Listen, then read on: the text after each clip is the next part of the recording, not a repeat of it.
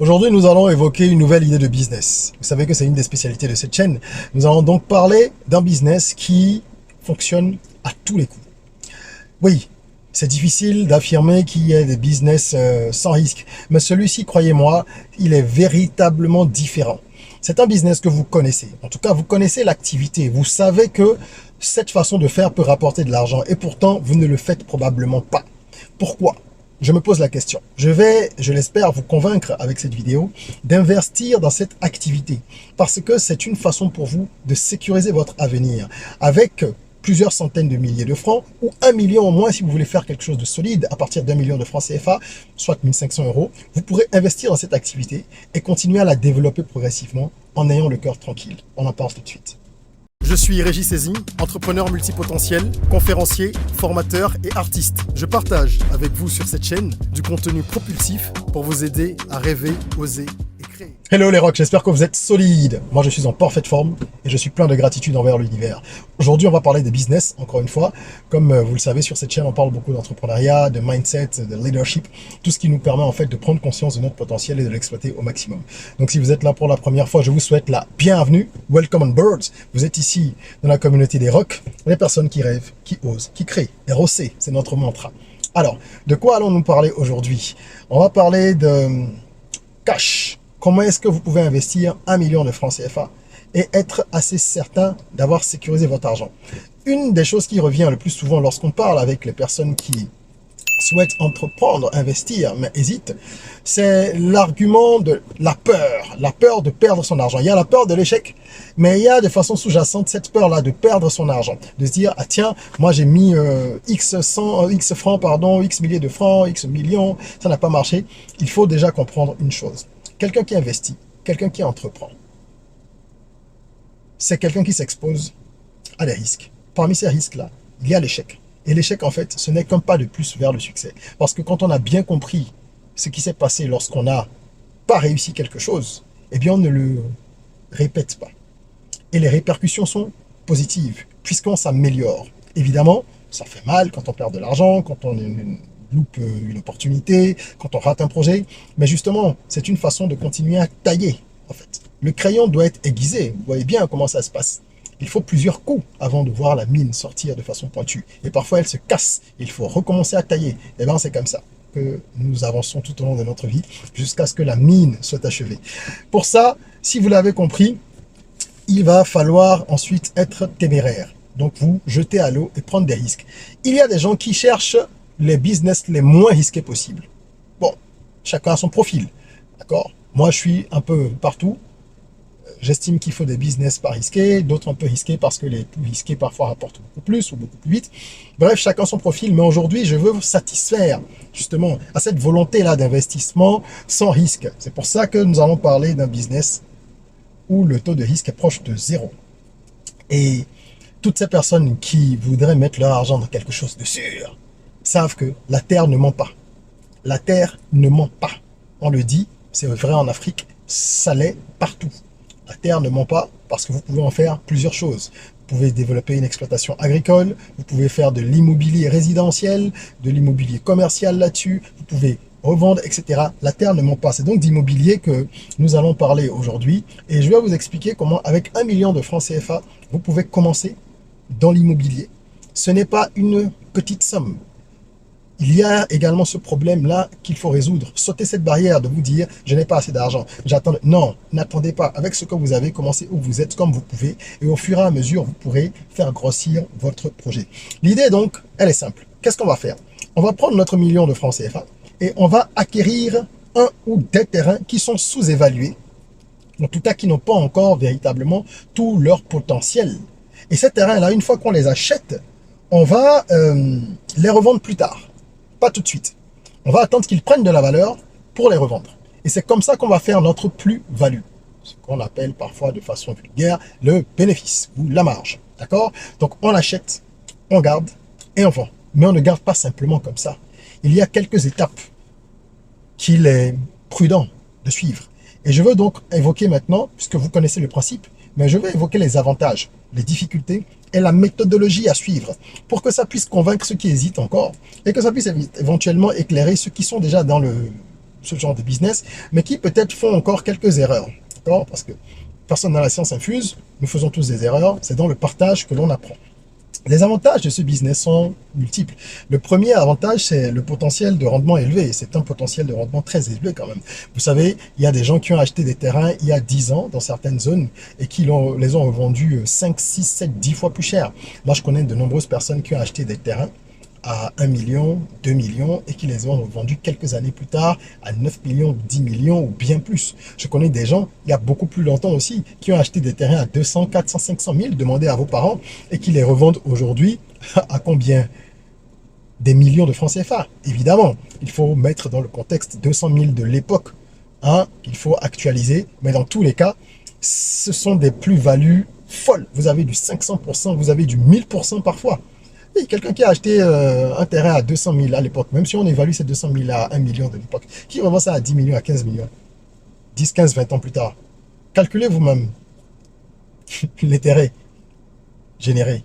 C'est énorme. Donc, c'est vraiment des business qui permettent de faire une plus-value importante, une marge élevée. Ça, c'est le premier avantage. Le second avantage, c'est que ça reste un business qui sécurise votre portefeuille. Le portefeuille ici, c'est quoi? Lorsque vous avez plusieurs actifs, si vous investissez dans différentes choses, ce qui est recommandé, parce qu'il faut diversifier ses investissements, il ne faut pas mettre tous ses œufs dans le même panier, à ce moment-là, il vous faut certains business, certains projets, certaines activités qui ne soient pas trop risqués, d'autres qui le soient un peu plus, avec des potentiels également différents. Quelqu'un qui met un peu d'argent en bourse, si jamais ça fonctionne du jour au lendemain, il peut gagner beaucoup d'argent. Quelqu'un qui met de l'argent dans des terrains, il va devoir attendre un peu, ok? Mais il est sûr que son terrain ne va pas s'effondrer. Le terrain n'aura pas une valeur zéro demain, c'est pas possible. Une action peut complètement chuter et vous faire perdre de l'argent. Autant des gens sont devenus riches grâce à la bourse, autant des gens ont tout perdu à cause de la bourse. Or, dans l'immobilier, ce genre de décalage criard est très rare. Ok? Vous pouvez avoir des surprises désagréables, mais ça ne va pas vous faire passer de 100 à 0 du jour au lendemain. Donc, c'est une façon de sécuriser également son argent lorsque on investit dans l'immobilier. Le troisième avantage, c'est que ça vous permet de créer de la valeur. Parce que si vous aménagez votre terrain, là, vous allez créer de la valeur, vous allez rajouter de la valeur à votre bien. Même lorsque vous avez fait une clôture, simplement sans construire, le terrain a déjà pris de la valeur. Si vous décidez de planter du maïs ou autre chose, le terrain a déjà pris de la valeur. Donc, il y a cette capacité-là de pouvoir augmenter la valeur du bien assez rapidement lorsque vous êtes dans l'immobilier en fonction de vos moyens, de votre vision, de vos ressources. Et le quatrième avantage important, il y en a beaucoup d'autres, mais c'est que ça peut vous servir de garantie. Oui, dans nos pays, en Afrique francophone en tout cas, vous savez quelle est l'importance des terrains dans les dispositifs de prêt bancaire. Si vous êtes une personne qui entreprend, qui a des projets, vous aurez besoin à un moment ou à un autre d'aller lever des fonds. Même si vous avez de l'argent vous-même, vous n'allez pas mettre tout votre argent dans vos business et ça ne sera jamais suffisant. Pour lever des fonds, il faut des garanties. Les banques n'ont pas les mêmes critères d'appréciation qu'en Occident sur un projet. Le business plan, par exemple, qui est très important, et nous avons une formation là-dessus que je vous invite à aller découvrir. Si vous voulez apprendre à rédiger votre business plan, il y a notre plateforme academyrock.com dans la description. C'est une plateforme de e-learning. Donc, je ferme la parenthèse. Le business plan, il est important. Vous allez rédiger votre projet, faire un business plan, tout ça. Il est même vital. Mais quand vous irez déposer ça à la banque, le banquier, il va vous demander quelle garantie vous avez. Et en Afrique, une des choses valorisées et qui fonctionne quasiment toujours, c'est ce qu'ils appellent les terrains avec TF. Dans certains pays, on parle de TF, titre foncier. Ailleurs, on vous demandera un acte de cession définitive. Ailleurs, ça va être un autre document. Mais bref, ça va être des documents qui sont rattachés à un bien immobilier et la banque ou l'organisme de prêt va se servir de ça comme garantie pour vous prêter de l'argent si votre dossier est bon. Mais ça fait partie des éléments qui feront que votre dossier sera bon. Donc, avoir des terrains, ça vous permet également d'utiliser ce levier-là pour aller chercher de l'argent. Un terrain que vous achetez peut-être 1 million, qui 2, 3, 4 ans plus tard vaut 3 millions, ben vous avez donc un bien d'une valeur de 3 millions qui peut aller servir en garantie pour faire un prêt. Ah, vous comprenez pourquoi la plupart des entrepreneurs achètent des terrains quand ils commencent à gagner un peu d'argent. Donc voilà un peu les avantages. Au niveau des difficultés, il y en a quelques-unes aussi. Il ne faut pas oublier qu'il y a un risque d'investissement.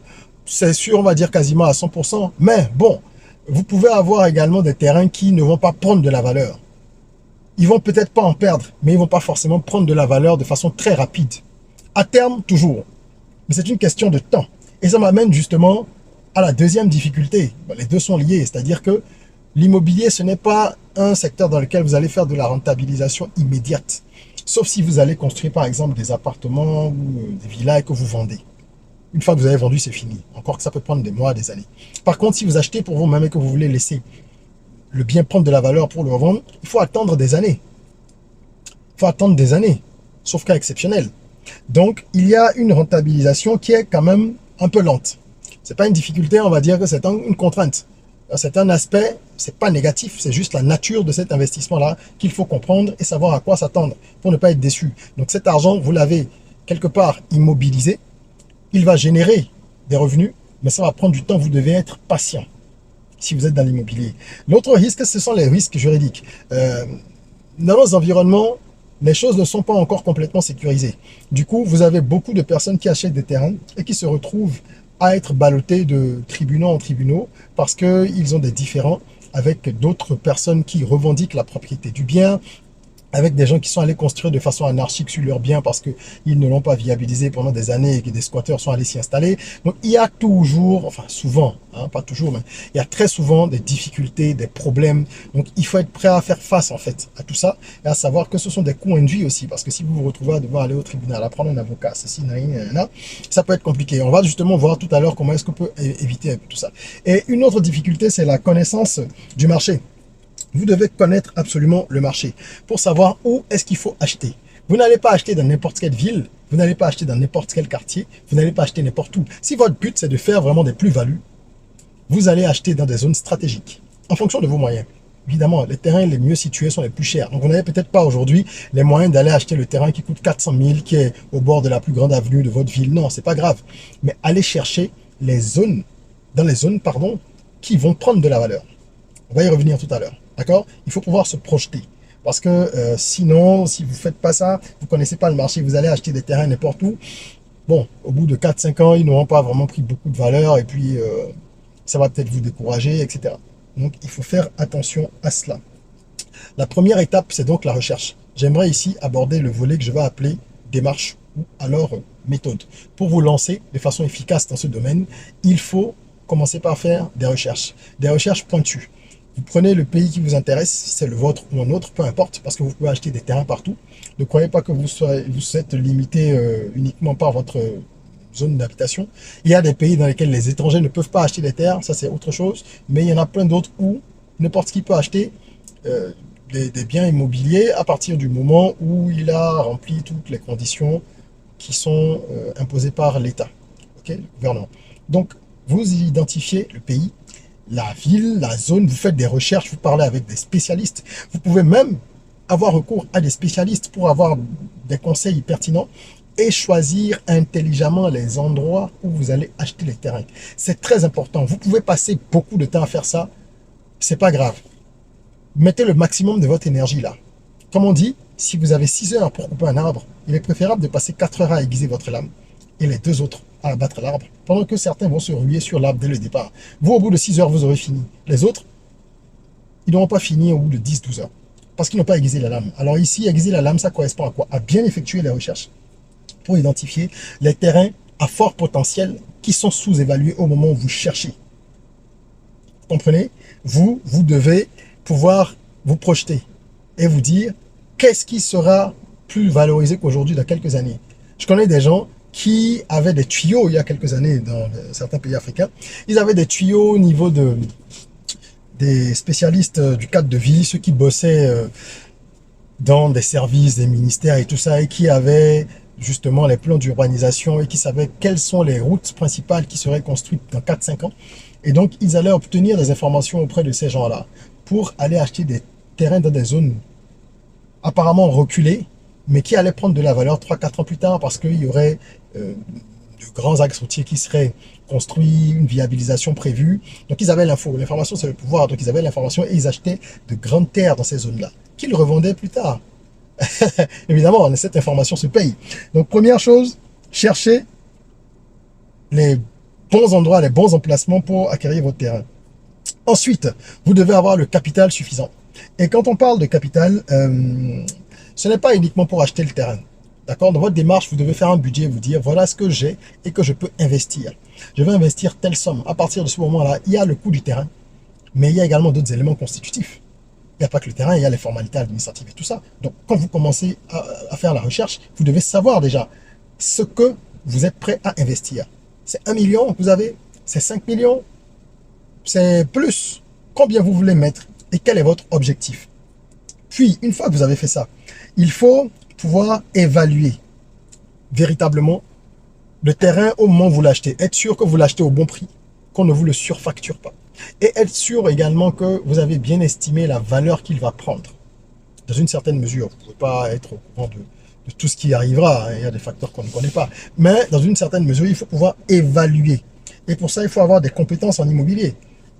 Soit vous savez comment on évalue un terrain, comment on peut évaluer également sa rentabilité à 5-10 ans, ou alors vous allez justement chercher, encore une fois, des professionnels. Votre investissement d'1 million, venons-en maintenant à cet aspect. Comment est-ce que vous allez splitter ça? Il y a l'achat du terrain, évidemment. Le terrain, on vous dit par exemple qu'il coûte 600 000. Ok? Ça, c'est le coût du terrain. Mais ensuite, vous devez faire les différentes formalités. Il y a les frais. Tous les frais pour les transactions immobilières. Et ça dépend des pays. Hein? À chaque transaction, il y a des frais qu'il faut payer. D'accord? La commune parfois prend quelque chose, parfois l'État aussi perçoit quelque chose sur la transaction, sur la plus-value effectuée, parce que celui qui vous vend le terrain, lui aussi fait probablement une plus-value. Il avait acheté peut-être à 100 francs il y a 10 ans, il vous revend ça à 250 francs. Donc il y a plein de petits frais qu'il y aura, le notaire passé là, le géomètre. Donc vous devez comptabiliser tout ça. Ne vous lancez pas dans un projet pour vous dire après, ah, mais moi je ne savais pas qu'il y aurait tout ça en plus. Ce sont des frais annexes, mais qui sont des frais important et obligatoire si vous voulez bien faire les choses. Donc vous devez prévoir tout ça. Et ensuite, il serait bien également de prévoir des frais d'aménagement. D'accord? Tout ce qui va être aménagement du terrain. Si vous voulez aménager, c'est-à-dire si c'est un investissement agricole par exemple, il va falloir faire sarcler, faire ceci, faire cela. Si vous voulez simplement faire la clôture pour sécuriser votre bien et éviter qu'il y ait des squatteurs, il faut évaluer ça et savoir combien va vous coûter la clôture. À ce moment-là, on n'est plus dans le même ordre de prix, n'est-ce pas? Donc, quand je dis 1 million, c'est un minimum. Il y a des terrains dans certains de nos pays qui coûtent 200, 300 000. Il y en a. Et qui sont dans des zones aujourd'hui reculées, mais qui valent la peine qu'on s'intéresse, en fait, à eux. Il y a des terrains comme ça. Donc, c'est à vous de pouvoir mettre tout ça et, je veux dire, tout ensemble et d'évaluer et de prévoir également les commissions. Parce que si vous passez par un démarcheur ou par une agence immobilière, peu importe, il y aura une commission sur la transaction. Et parfois, l'acheteur paye quelque chose aussi. Parfois, c'est le vendeur seul. Parfois, c'est les deux qui se partagent la commission à payer. Bref, il y aura des frais. Même celui qui va faire les recherches pour vous, vous allez devoir le défrayer pour ça. Donc, c'est toutes ces rubriques-là qu'il faut mettre en commun pour évaluer véritablement l'investissement que vous allez faire. Et sur cette base-là, vous savez que vous avez une enveloppe de 1 million, de 2 millions, de ci ou de ça. Et donc, vous allez chercher dans telle ou telle zone parce qu'il y a des terrains qui correspondent à votre budget dans ces zones-là. Ne soyez pas pressé. Commencez par les zones où vous pouvez vous permettre d'acquérir des choses et progressivement, vous allez pouvoir aller vers d'autres zones, acheter un deuxième terrain. Il y a des gens qui ont acheté un terrain, l'ont revendu quelques années plus tard plus cher, on a acheté 2 autres, l'ont revendu, on a acheté 4, ont commencé à trouver de l'argent par d'autres sources de revenus et ont augmenté leur parc immobilier. Donc c'est très important de commencer comme ça et de ne pas attendre. Et une des clés du succès, c'est ça, c'est se lancer. Dans tout ce qu'on fait, c'est se lancer. Maintenant, quelles sont les clés du succès pour ce business spécifique? Alors, moi, j'ai quelques conseils à vous donner. Le premier, on en a déjà parlé, c'est la sélection du terrain. Sélectionnez vraiment bien les emplacements parce que ça, c'est le nerf de la guerre dans ce type de business. Ensuite, ayez un bon réseau. Ayez un bon réseau d'agences, de démarcheurs. Vous pouvez être dans des groupes WhatsApp, des groupes sur Facebook pour pouvoir suivre les opportunités. Il y a des opportunités, parfois des opportunités folles. Les gens se retrouvent dans des situations difficiles et ont besoin de vendre des terrains. D'accord? Et là, on n'est pas en train de faire ses choux gras sur le malheur des autres. Non, c'est juste que la vie fait que parfois les gens sont dans des situations difficiles. Ils ont besoin d'argent en urgence et ils mettent donc leurs biens à des prix très accessibles pour pouvoir les vendre rapidement ou même s'en débarrasser. Parce que quelqu'un qui, par exemple, a besoin d'une manne financière pour une intervention chirurgicale, pour des problèmes de santé, pour des choses de ce genre, évidemment, il ne va pas faire le difficile sur le prix. Et donc, comme c'est une opportunité pour d'autres personnes, il y en a qui saisissent ça et qui suivent. Donc, c'est à vous d'être aux aguets Je ne dis pas d'aller bâtir son succès sur le malheur des autres, ce n'est pas ça encore une fois. Mais c'est juste que le marché est comme ça, il y a des opportunités, vous les saisissez. Ou alors des héritiers qui ne s'entendent pas sur ce qu'ils vont faire d'intérêt, quoi, décident finalement de le vendre. Parfois, il y en a qui veulent même brader parce que ça a causé trop de problèmes dans la famille. Donc soyez dans les bons réseaux où il y a les bonnes opportunités qui circulent pour pouvoir les saisir le moment venu. Troisième clé du succès, selon moi, être à jour. Allez, ça, je vais cumuler ça avec ce que j'appelais la quatrième clé, la sécurisation. Tout ça, c'est documentaire. Sécurisation de quoi? Vous devez avoir les documents qu'il faut. Tous les documents qui justifient la paternité et la propriété de ce terrain-là, qui vont vous éviter d'avoir à galoper après au tribunal. Faites en sorte de faire les démarches nécessaires pour avoir tous les documents. Et ça, c'est à mettre également à considérer quand vous faites votre budget. Parce que si vous devez faire des démarches pour obtenir un titre foncier ou un tout autre document qui ait une valeur véritablement importante dans l'environnement où vous êtes, à ce moment-là, il faut évaluer ça et savoir combien les démarches vous coûteront. Parce que si vous faites de l'immobilier sécurisé, c'est mieux pour vous. Ça coûte plus cher, mais non seulement ça donne de la valeur à votre terrain que vous pouvez vendre beaucoup plus cher qu'un terrain qui n'aura pas les mêmes documents et qui sera juste à côté du vôtre. Mais en même temps, ça va vous préserver, ça va vous faire gagner du temps et de la paix. Donc, c'est important. Et pour finir, comme je disais, c'est corrélé. Vous faites tout ça, mais vous devez être à jour. Vous devez être à jour. Il faut suivre l'évolution foncière dans les pays. Si vous prenez par exemple le cas du Bénin, il y a plusieurs mois déjà, le gouvernement a imposé que tous les propriétaires fassent les démarches pour avoir leur titre foncier. Et un délai a été accordé pour que les gens se mettent à jour. Donc ce qui était valable hier ne l'est plus aujourd'hui. De la même manière, ce qui est valable aujourd'hui, le jour où vous achetez votre terrain, dans 3 ans, ce sera peut-être plus valable. Peut-être qu'il y aura de nouvelles conditions à remplir, ou des conditions complémentaires, pour continuer à jouir de votre bien. À ce moment-là, vous vous mettez à jour. Il faut sécuriser ces biens-là à tout prix, pour éviter de perdre de l'or, parce que c'est de l'or en barre, éviter de perdre son investissement. Voilà un petit peu ce que je voulais partager avec vous. Et je vais finir, pour ceux qui ont suivi jusqu'à la fin, avec une astuce qui est une astuce en or. Pour ceux qui ont vraiment envie d'en faire un business, vous pouvez aller dans la dynamique du morcellement. C'est-à-dire que vous achetez des terrains, selon tous les critères qu'on a évoqués, hein, dans des zones qui vont prendre de la valeur, avec tous les documents, nanani nanana, et vous les morcelez. Donc vous prenez un terrain par exemple d'1 hectare, vous morcelez en plusieurs terrains de 200-300 mètres carrés, ou la taille la plus standard, on va dire, dans le pays, dans l'environnement, sur le marché. Et vous allez vendre maintenant à l'unité ces terrains-là. Surtout quand la zone a pris de la valeur, c'est formidable. Il y a beaucoup de gens qui se sont enrichis en utilisant cette méthode. Et pas qu'en Afrique, partout. Ça fonctionne et ça fonctionnera encore demain. D'accord? Donc vous, c'est comme si vous achetez en gros, c'est le même principe. Et que vous revenez vendre en détail. Vous achetez des balles de friperie, vous en achetez quoi, 2, 3, 4 conteneurs, vous les sortez, les gens viennent s'approvisionner en demi-gros détail. Quelqu'un viendra prendre donc 4 terrains ensemble chez vous, un autre en prendra un, etc. Et vous en avez peut-être 20 sur la parcelle. Donc, c'est à vous de voir comment est-ce que vous pouvez faire ça en fonction de votre force de frappe. Ceux qui ont plus de 1 million, qui ont les moyens de le faire, ils peuvent se lancer maintenant avec 10 000, 15 000 euros, etc. Donc 10 millions ou plus et faire ce genre d'achat. Pour les autres, commencez avec un terrain ou 2 terrains et progressivement, vous arriverez à évoluer vers ces stratégies-là. Ce qui est important pour moi, c'est vraiment l'emplacement et ensuite la sécurisation. N'allez pas mettre de l'argent dans des terrains qui vont vous créer des problèmes. Autant j'ai vu des gens s'enrichir grâce à l'immobilier, autant j'ai vu des gens déprimés et quasiment mourir des problèmes que leurs terrains leur ont créés. Leur terrain, leur bien immobilier en général. Parfois, le terrain est déjà viabilisé, on a construit dessus, etc. Donc, sécurisez les terres que vous achetez, s'il vous plaît. C'est plus important que tout. Il vaut mieux avoir 2 terrains bien sécurisés que 15 terrains avec des documents approximatifs qui vont être remis en cause et pour lesquels après vous allez dépenser encore beaucoup d'argent sans garantie de pouvoir les garder. Voilà, c'est ce que je voulais partager avec vous. J'espère que cette vidéo vous aura plu, vous aura appris quelque chose et que ça va décider un certain nombre de personnes à se lancer parce que c'est une manière intéressante de pouvoir sécuriser son argent et de le faire fructifier, de ne pas le laisser dormir. Et donc, mettez-nous un like si vous avez aimé cette vidéo, ça nous encourage à continuer à produire du contenu propulsif. Abonnez-vous. Tous les jours, il y a une nouvelle vidéo sur cette chaîne et nous partageons beaucoup d'idées de business. On parle beaucoup d'entrepreneuriat de business ici. Et puis, partagez la vidéo aussi. Ne gardez pas les bonnes choses que pour vous. Voilà, je vous invite également à faire un tour sur la plateforme academyrock.com qui est notre plateforme de e-learning. Le lien en description. Il y a de nombreuses formations que vous pouvez suivre depuis votre téléphone portable ou votre ordinateur sur cette plateforme. Des formations très pratiques. Vous pouvez également découvrir tout l'écosystème rock. En description, il y a l'album de développement personnel Soyons Rock. Il y a les bouquins développement personnel, entrepreneuriat que vous retrouverez également, et tout le reste, tout l'écosystème rock, si vous avez besoin de coaching, de consulting one-to-one, d'études de marché, etc. Tout est dans la description. Voilà, voilà, voilà. En attendant qu'on se retrouve, n'oubliez pas, hein, prenez soin de vous, de votre corps, mais aussi et surtout de votre mindset. Et rêvons, osons, créons, soyons rock.